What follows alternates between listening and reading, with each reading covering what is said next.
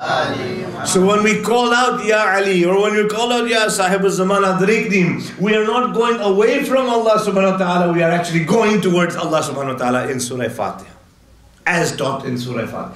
The surah doesn't end yet, does it? We have two concepts in our furu, in our branches of religion, that are called branches of religion, that are Tawalla and Tabarra. Tawalla is to love the Ahlul Bayt and those who love the Ahlul Bayt. Tabarra is to hate the enemies of the Ahlul Bayt and their friends as well. The friends of the enemies of Ahlul Bayt. We have to disassociate ourselves. So what does the surah end with? We make it very clear, Ya Allah, we are asking you for a very specific guidance.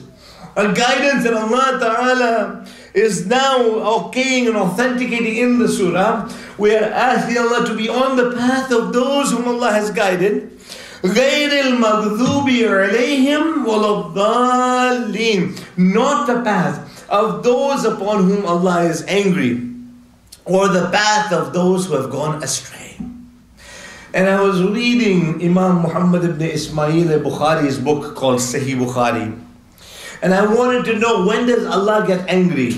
Where is the ghadab of Allah, the anger of Allah? When is Allah? And Imam Muhammad ibn Ismail al-Bukhari, he narrates a hadith that qala Rasulullah sallallahu alayhi wa sallam. They say wa sallam, we say wa alayhi wa sallam. He says that the Prophet of Islam has been quoted as saying that Fatima is a part of me. Whoever upsets Fatima has upset me. Whoever upsets me has upset Allah subhanahu wa ta'ala. Whoever upsets Allah, وَهُوَ مَغْذُوب. They are the ones who are maghdoob. So if you see Surah Fatiha tells us, غَيْرِ الْمَغْذُوبِ, not the path of those whom Allah is angry with, then we find out from Rasulullah, from their own books, that whenever Allah is angry, those are the maghdoob. If somebody has angered Fatima, then the path of those people who have angered Fatima is the path that we want to stay away from. One salawat upon Muhammad and Ali Muhammad.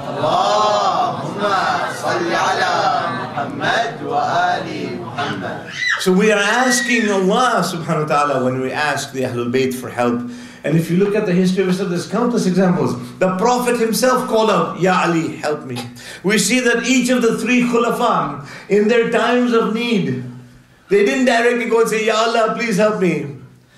But all three of the khulafa, after the Prophet, who were selected, appointed, and select whatever the processes were. I don't want to get into the political and the politics and how they came into office. That is something that for another discussion. But every one of them had called on Ali ibn Abi Talib to help. In fact, the second Khalifa has been quoted as saying that Lawla Aliyun halakal Umar. If it wasn't for Ali, I would have been finished. So they called out to Imam Ali, and today when we call out to Imam Ali, they say we are mushrik. Salat ala nabi wa ala nabi. Allahumma salli ala Muhammad wa ali Muhammad. And the fourth thing that Allah revealed to Hazrat Musa Nabi Allah alayhi salatu wasalam was that Musa, do not feel secure from Shaitan's plans as long as you know Shaitan is alive. As long as you know Shaitan is alive, don't feel secure from his plans. If you get an SMS or a text message or an IM or a GM or a BM or one of these things that say that Shaitan has passed away, recite Fatiha from then, you can be okay now. Now we don't have to worry. Make sure it's authentic though, right?